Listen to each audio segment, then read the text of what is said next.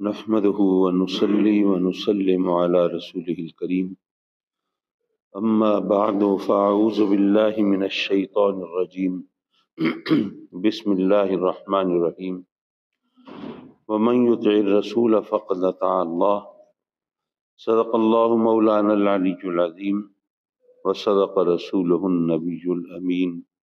ونحن على ذلك لمن الشاهدين والشاكرين والحمد لله رب العالمين۔ قرآن کلام الہی ہے، اللہ تبارک و تعالیٰ کا لافانی اور لازوال کلام جو ہماری ہدایت کے لیے نازل ہوا۔ مسلمانوں میں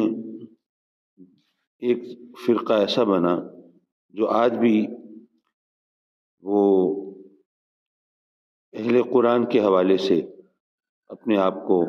ممتاز رکھتے ہیں، اور وہ کہتے ہیں کہ ہمیں حدیث کی ضرورت نہیں ہے، قرآن ہے، اللہ کا کلام ہے، اور یہ لافانی لازوال کلام ہے، یہ کامل و اکمل ہے، اور دنیا میں جو کچھ ہے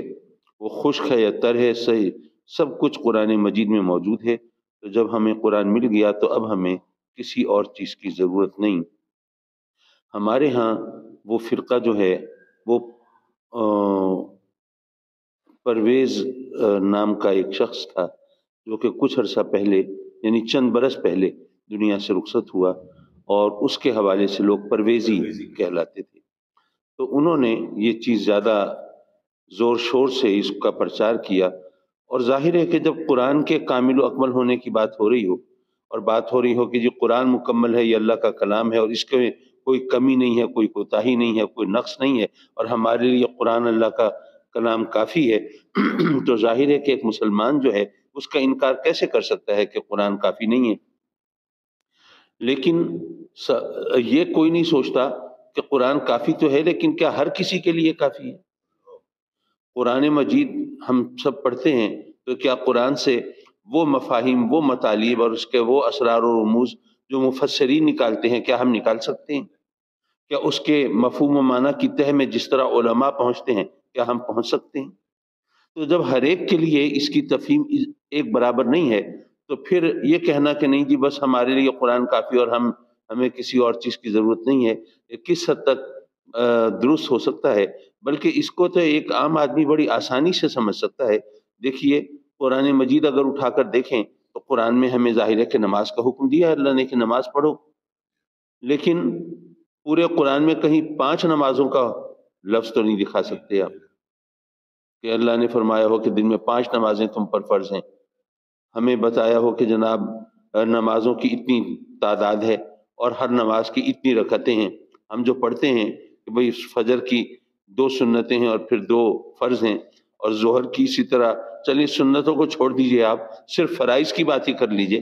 تو فجر کی 2 فرض اور ظہر کی 4 فرض اور عصر کے 4 فرض اور مغرب کے 3 فرض اور عشاء کے 4 فرض، تو پورے قرآن میں اس کا تو کوئی ذکر نہیں۔ تو اگر آپ حدیث سے کنارہ کر لیں اور کہیں کہ نہیں جی ہمیں حدیث کی ضرورت نہیں، اب ظاہر ہے کہ یہ حدیث کو چھوڑ کر محض قرآن پر عمل کرنے والوں نے اپنی طرف سے زور لگایا اور کہنے لگے کہ نہیں جی بات یہ ہے کہ حدیثیں تو اس طرح اکٹھی نہیں کی گئیں اور ان کی وہ ایتھینٹسٹی نہیں ہے، وہ صداقت اور حقانیت نہیں ہے جو قرآن کی ہے۔ قرآن کو جمع کرنے میں جس احتیاط سے کام لیا گیا اس طرح احادیث کی تدوین کے اندر تو نہیں ہوا، تو اس کے اندر تو کچھ ضعیف حدیثیں بھی ہیں، محدثین خود مانتے ہیں یہ ضعیف حدیثیں ہیں، کچھ موضوع حدیثیں بھی ہیں۔ موضوع کا مطلب یہ کہ من گھڑت، خود ساختہ، اپنی طرف سے بنائی گئی، تو ایسی حدیثیں بھی ہیں۔ تو پھر ہم کس حدیث پر اعتبار کریں، کیا کریں؟ اس قسم کی باتیں کر کے انہوں نے ورغلایا۔ لیکن سوال یہ ہے کہ آج جن حدیثوں کو ہم کہتے ہیں یہ من گھڑت ہیں، تو یہ کنہوں نے بتایا کہ من گھڑت ہے؟ ظاہر محدثین نے بتایا نا، انہوں نے اس پر غور کیا، اور یہ آپ لوگوں کے لیے یقیناً ہر مسلمان کو معلوم تو ہے، لیکن پتہ نہیں ہے اس کی شدت کو اور اس کی ایتھینٹسٹی کو اس طرح ہم نے تسلیم کیا یا نہیں کیا کہ احادیث کو پرکھنے کے لیے اسلام کے اندر ایک ایسا فن ایجاد ہوا جو دنیا کے اندر کسی مذہب میں اور کسی قوم میں اور کسی تہذیب میں نہیں ہوا۔ وہ کیا؟ اس کو علماء تو اسماء الرجال کا فن کہتے ہیں۔ دیکھیے اب حدیثیں جو روایت ہوتی ہیں تو چونکہ عرب لوگوں کو اپنے حافظے پر بہت زیادہ اعتماد تھا، تو شروع میں وہ صرف حدیثیں زبانی ہی آگے بڑھتی تھیں. یہ ٹھیک ہے کہ آقا کریم صلی اللہ علیہ وسلم کے زمانے میں بھی حدیثیں لکھی گئیں، لیکن زیادہ تر عرب لوگ جو ہیں، آپ نے سنا ہوگا کہ ان کو اپنا شجرہ 20 30 پیڑھیوں تک زبانی یاد ہوتا تھا، تو ان کو اپنے حافظے پہ بہت اعتماد تھا. تو اس لیے بہت سی حدیثیں وہ تھیں کہ جو صحابہ کرام اور پھر ان کے بعد تابعین اور پھر تبع تابعین اور ان کے ذریعے آگے بڑھ رہی ہیں. تو وہ منکرین حدیث جو ہیں انہوں نے کہا کہ جناب یہ دیکھیے، یہ تو اس طرح زبانی کلامی کام چل رہا ہے اور کتنے عرصے کے بعد حدیث کی کتابیں اکٹھی ہوئیں اور لکھی گئیں، تو یہ تو اس طرح قابل اعتبار نہیں ہے. لیکن پہلی بات تو یہ ہے کہ آقا کریم صلی اللہ علیہ وسلم کے زمانے سے یہ حدیثیں لکھی جانے لگی. ایک واقعہ بڑا مشہور آپ نے بھی سنا ہوگا کہ آقا کریم صلی اللہ علیہ وسلم کے ایک صحابی ہیں، وہ نبی پاک صلی اللہ علیہ وسلم جو بھی فرماتے تھے وہ لکھ لیتے تھے. تو قریش کے کچھ لوگوں نے ان سے کہا کہ بھئی آپ عجیب لوگ ہیں، آپ ان کی کہی ہوئی ہر بات لکھ لیتے ہیں. کوئی انسان ہے، وہ بھی ایک انسان ہے، اور کبھی وہ خوش ہو کر کبھی ناراض ہو کر کلام کرتے ہیں. تو جب آدمی خوش ہو کر کلام کر رہا ہوتا ہے تو کسی کے ساتھ وہ حسن سلوک اور وہ نرمی اور اس طرح محبت کا اظہار کرتا ہے جو اس کا اصل نیت نہیں ہوتی، اصل ارادہ نہیں ہوتا. اور بعض اوقات غصے میں آ کر، جیسے ہم کہتے ہیں میں نے غصے میں تمہیں کہہ دیا تھا، میرا یہ مطلب تو نہیں تھا، اس طرح عام طور پر ہم یہ بات کہہ جاتے ہیں. تو وہ غصے میں آدمی وہ کہہ جاتا ہے جو اس کی مراد نہیں ہوتی، اس کا معنی نہیں ہوتا. تو وہ بھی انسان ہے، کبھی خوش ہو کر بولتے ہیں، کبھی غصے میں بولتے ہیں، ناراض ہو کے بولتے ہیں. تو ہر بات تو لکھنے کی نہیں ہوتی. تو انہوں نے وہ جو صحابی رسول تھے انہوں نے آقا کریم، عبداللہ نام تھا غالباً ان کا، تو وہ انہوں نے لکھنا چھوڑ دیا.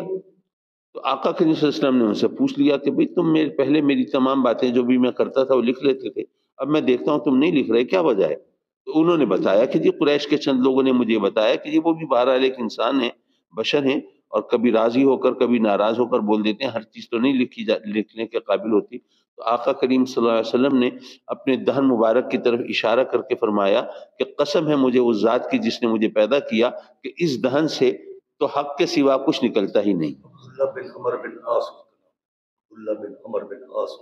جی مجھے پورا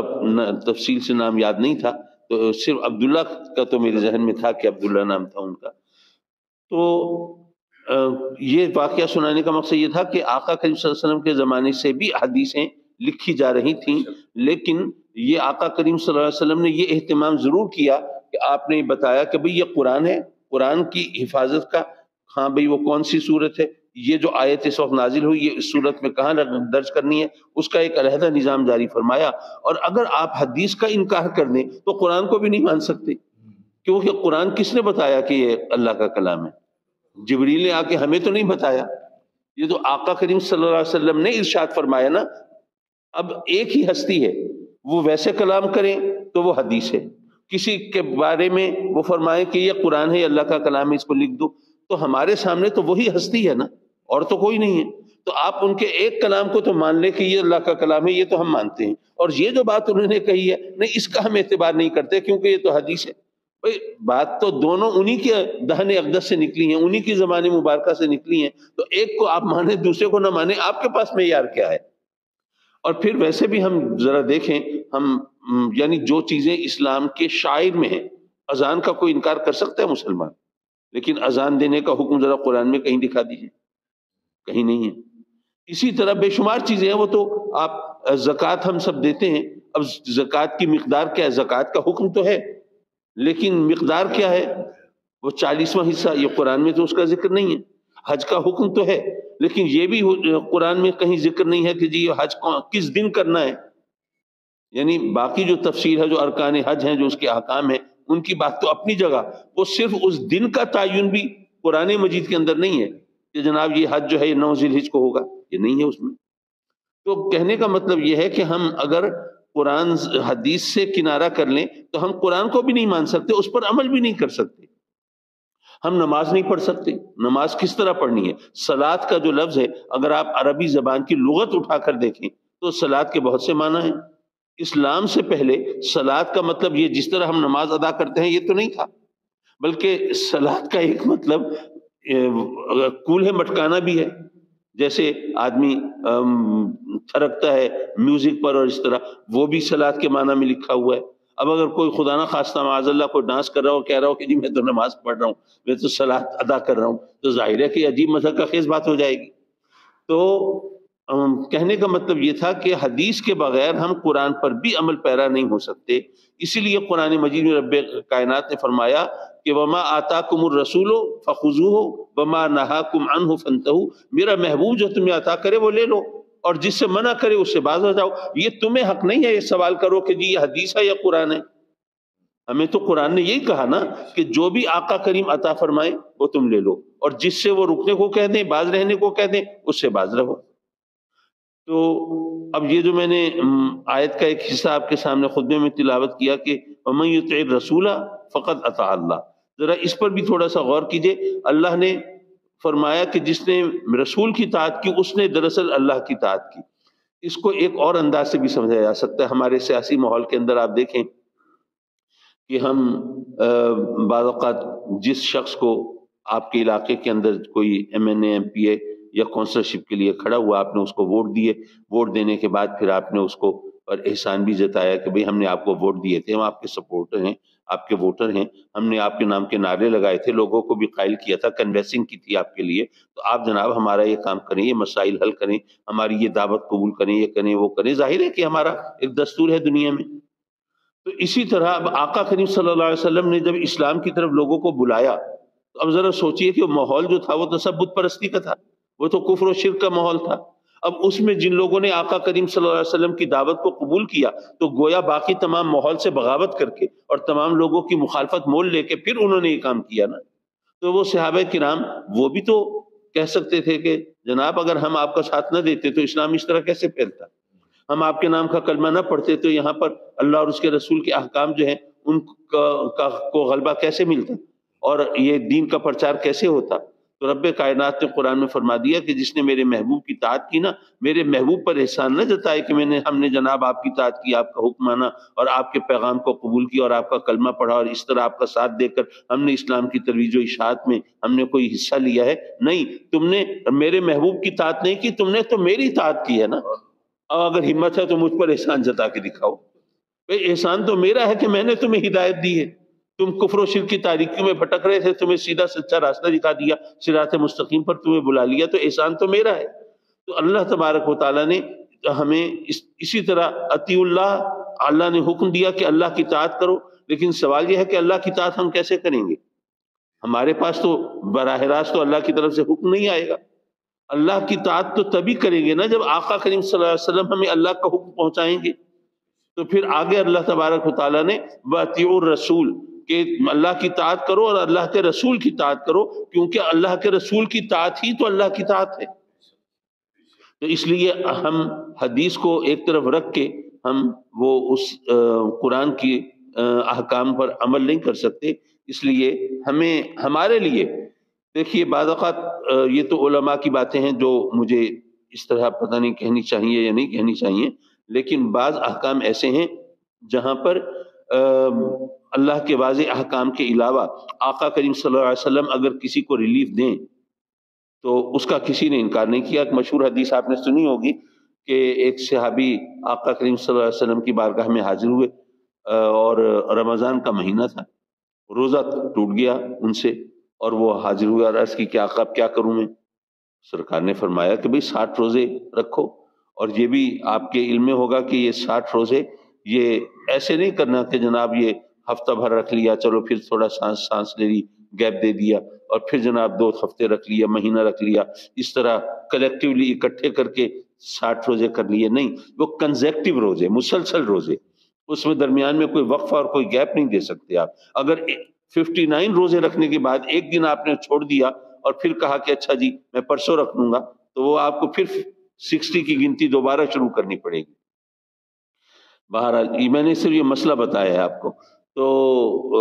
آقا کریم صلی اللہ علیہ وسلم نے فرمایا کہ بھئی ٹھیک ہے پھر 60 روزے مسلسل رکھو۔ عرض کی آقا میں تو ایک روزہ رکھا تھا تو وہ گھبرا کے توڑ دیا، میں اسے پورا نہیں کر سکا اس کی، تو 60 روزے مسلسل کیسے رکھوں گا؟ آپ نے فرمایا اچھا پھر ایسا کرو کہ ایک غلام یا باندی آزاد کرو۔ عرض کی کہ سرکار میں تو غریب آدمی ہوں، میرے پاس تو غلام باندی نہیں ہے اور میرے پاس خریدنے کی حیثیت بھی نہیں ہے، میں تو یہ کام نہیں کر سکتا۔ فرمایا اچھا پھر ایسا کرو کہ 60 مسکینوں کو کھانا کھلاؤ۔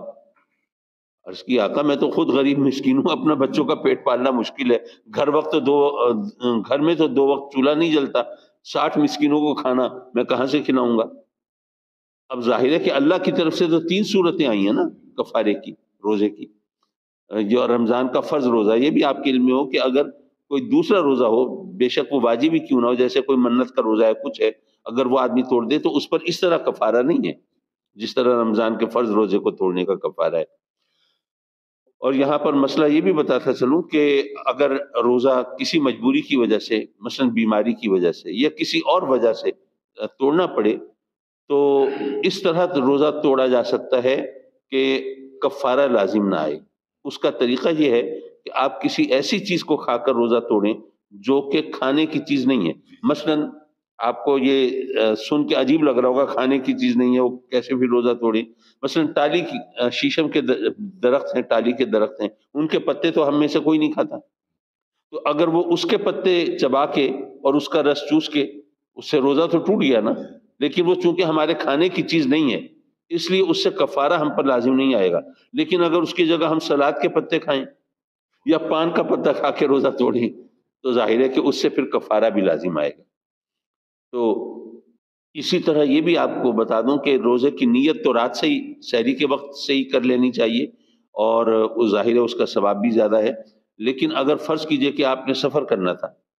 اب کنفرم نہیں تھا کہ سفر کرنا ہے یا نہیں، اب چونکہ رب کائنات نے ایک رخصت دی ہے کہ بھئی ٹھیک ہے سفر پہ جاؤ تو تم روزہ چھوڑ سکتے ہو اور تم بعد میں وہ روزہ پورا کر لو۔ روزہ بالکل چھوڑ نہیں سکتے، بعد میں پورا تو کرنا ہوگا، لیکن سفر میں تمہارے لیے رعایت ہے اس دن روزہ نہ رکھو رمضان میں۔ تو اب ارادہ تو ہے کہ روز سفر کرے، لیکن ابھی کنفرم نہیں ہے، کچھ دوستوں کے ساتھ جانا ہے، ان کا نہیں پتا، ان کا پروگرام بنا نہیں بنا، اب آپ پریشان ہیں کیا کریں؟ تو آپ نے سحری تو کھا لی لیکن ابھی نیت نہیں کی روزے کی۔ اچھا بھائی پتہ چلے گا تو پھر روزہ کی نیت کر لیں گے۔ اب وہ کس وقت تک نیت کر سکتا ہے؟ تو یہ آپ کو معلوم ہونا چاہیے کہ زوال کا وقت شروع ہونے سے پہلے، زوال کا وقت شروع ہونے سے پہلے آپ روزے کی نیت کر سکتے ہیں۔ زوال کا وقت شروع ہو گیا اور آپ نے روزے کی نیت نہیں کی تو اب آپ روزہ نہیں رکھ سکتے۔ آپ اگر سارا دن نہ کھائیں نہ پئیں تو ٹھیک ہے، وہ آپ کا ڈائٹ کنٹرول پروگرام تو ہے لیکن روزہ نہیں ہے۔ تو لیکن یہ کہ اگر آپ نے صبح سحری کا کھا کے اور اس وقت نیت نہیں کی، آپ کو گھنٹے 2 گھنٹے کے بعد پتا چلا کہ بھئی نہیں جانا، پروگرام کینسل ہو گیا، آپ نے پھر نیت کر لی، ایسی صورت میں اگر خدا نہ خواستہ دن میں کسی وقت روزہ توڑنے کی ضرورت پڑے تو ایسے میں آپ پر روزہ توڑنے سے کفارہ لازم نہیں ہوگا۔ کفارہ لازم تبھی ہوتا ہے جب سحری کے وقت آدمی سحری کھا کر اور اسی وقت نیت کر لے، تو پھر وہ اگر روزہ اس طرح توڑ دے تو پھر کفارہ ہے، ورنہ نہیں ہے۔ میں نے چاہا کہ چلیں اس درس میں چند ایک مسائل بھی اگر زیر بحث آ جائیں تو اس میں بھی کوئی حرج نہیں ہے۔ تو وہ صحابی نے جب تینوں صورتوں سے معذرت ظاہر کی کہ جی میں تو کوئی بھی طریقہ نہیں اختیار کر سکتا کفارے کا، تو نبی پاک صلی اللہ علیہ وسلم نے اس کو فوراً دھتکار نہیں دیا اور یہ نہیں کہا کہ بھئی تو عجیب آدمی ہے، اللہ نے تو 3 صورتیں بیان کی ہیں کفارے کی، تو تینوں سے معذرت کر رہا ہے تو پھر میرے پاس کیا لینے آیا؟ میں تو اللہ کی طرف سے ایک پیغامبر ہوں، اس کا پیغام تم تک پہنچانے والا ہوں، اس کے احکام تم تک منتقل کرنے والا ہوں، اب تم اس میں اگر مگر کرتے ہو تو میں کیا کروں؟ پھر بھگتو۔ نبی پاک صلی اللہ علیہ وسلم نے یہ نہیں فرمایا بلکہ ان کو انتظار کرنے کو کہا۔ گویا یہاں پر ہم یہ کہہ سکتے ہیں کہ آقا کریم صلی اللہ علیہ وسلم جانتے تھے کہ کوئی اور صورت نکلنے والی ہے، اسی لیے انتظار کا کہا۔ تھوڑی دیر کے بعد ایک اور صحابی حاضر خدمت ہوئے آقا کریم صلی اللہ علیہ وسلم کی بارگاہ میں اور کھجوروں کا ایک ٹوکرا لے کے آقا کریم کی بارگاہ میں تحفہ پیش کیا۔ نبی پاک صلی اللہ علیہ وسلم نے وہ تحفہ قبول فرمایا اور وہ پہلے صحابی ہو جو روزہ توڑ کے آئے بیٹھے ہیں ان کو بلایا اور فرمایا کہ اچھا یہ ایسا کرو، ایک کھجوریں لے جاؤ اور مدینے کے غریبوں مسکینوں میں تقسیم کر دو۔ تم نے وہ 60 مسکینوں کو کھانا کھلانا تھا، اب وہ تو نہیں کھلا سکتے، غلام یا باندی آزاد کرنی تھی وہ بھی نہیں کر سکتے، تم نے 60 روزے رکھنے تھے وہ بھی نہیں رکھ سکتے، تو چلو میں تمہارے لیے یہ ریلیف دے رہا ہوں، یہ کھجوریں لے جاؤ مدینے کے غریبوں مسکینوں میں تقسیم کر دو، کفارہ ادا ہو جائے گا۔ اب وہ صحابی وہ کھجوریں لے کے چلنے لگے، لیکن پھر 2-4 قدم چل کے پھر رکے، مڑے آقا کریم کی بارگاہ میں عرض کی کہ سرکار آپ فرما رہے ہیں میں کھجوریں مدینے کے غریبوں مسکینوں میں تقسیم کر دوں میرا کفارہ ادا ہو جائے گا، لیکن سرکار مدینے کا جو سب سے غریب اور مسکین ہے وہ تو یہ مجرم آپ کی بارگاہ میں حاضر ہے اور یہ خطا کار آپ کے روبرو موجود ہے، تو آقا تبسم فرمایا، سرکار ہنس پڑے، فرمایا کہ اچھا چل یہ کھجورے لے جا، اپنے بیوی بچوں کو کھلا دے، خود کھا لے، تیرا کفارہ ادا ہو گیا۔ اور ساتھ یہ بھی فرما دیا کہ یہ حکم صرف تیرے لیے ہے، ایسا نہ ہو کہ کل یہ اس بات کو مثال بنا کے پھر لوگ جو ہیں وہ روزہ توڑ کے اس طرح وہ کھجورے مانگتے پھر لوگوں کو کہ جی میں نے روزہ توڑا ہے، مجھے 2 کھجوروں کا ٹوکرا۔ تو یہ صرف تیرے لیے۔ اب ذرا غور کیجئے کہ اللہ کا حکم تو کفارے کے ان 3 صورتوں کے لیے تھا، لیکن آقا کریم صلی اللہ علیہ وسلم نے اللہ کے بخشے ہوئے اختیار سے اور دی ہوئی قدرت سے آپ نے کسی کے لیے اگر کوئی ایگزمپشن رکھ دی ہے تو وہ بھی اللہ کی طرف سے آپ کو وہ اذن ہے، وہ اختیار ہے، اور یہ اللہ اور اس کے رسول کا معاملہ ہے، ہمیں درمیان میں ٹانگ اڑانے کی ضرورت نہیں ہے، ہمیں تو بس وہ ماننا ہے جو ہمارے پاس ہے۔ تو آج کی اس گفتگو کا مقصد صرف یہ تھا کہ ہم قرآن کو لے کے حدیث سے بے نیاز نہیں ہو سکتے، لیکن میں نے جو ایک بات کہی تھی وہ ذرا مکمل کر دوں، درمیان میں رہ گئی، کہ اسماء الرجال کا فن وہ کیا ہے؟ وہ یہ ہے کہ چونکہ عرب لوگ جو ہیں وہ ان کو اپنے حافظے پر زیادہ اعتماد تھا، تو اس لیے جو حدیثیں لکھی گئی سو لکھی گئیں، باقی وہ سینہ بسینہ زبانی وہ منتقل ہوتی رہیں۔ تو صحابہ کرام نے اور ان کے بعد تابعین نے، پھر تبع تابعین نے، اور پھر ان تمام ائمہ محدثین نے جو کہ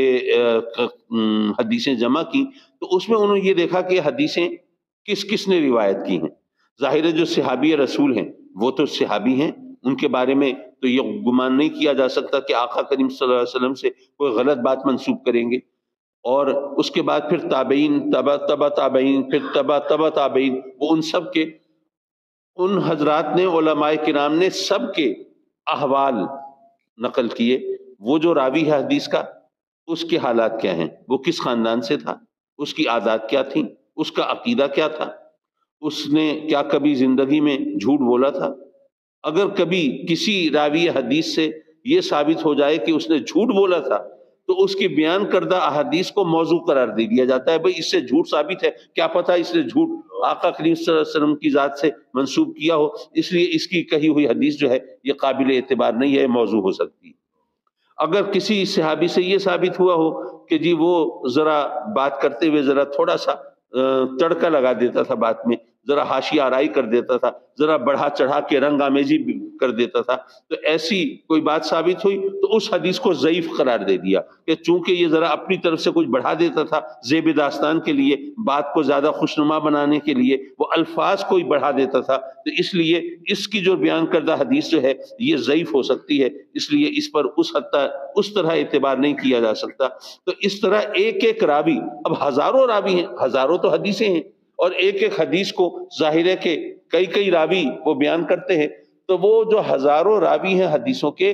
ہر شخص کے بارے میں یہ اس کے پھر یہ بھی دیکھا کہ بھئی یہ جو راوی ہے فلاں علاقے کا رہنے والا ہے، فلاں علاقے کے اندر اچھا فلاں عقائد جو ہیں یا ان کے خیالات اور ان کے افکار وہ اس قسم کے تھے، تو اس نے اگر کوئی ایسی حدیث بیان کی ہے جس سے اس کے عقیدے کی جھلک نظر آتی ہے، لیکن باقی وہ لوگوں کے بیان کیے ہوئے روایات سے وہ ہم آہنگ نہیں ہے، تو یہ حدیث ضعیف ہو سکتی ہے کہ اس نے اپنے عقیدے یا اپنے ماحول سے متاثر ہو کر ذرا اس طرح سے بیان کی ہو۔ تو جب ایک ایک راوی پر اس طرح بحث کی گئی ہو،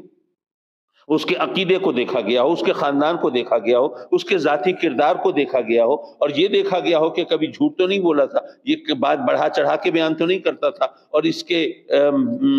اپنی ذات کو اجاگر کرنے کے لیے، زیادہ نمایاں کرنے کے لیے یہ اس طرح خامخواہ لوگوں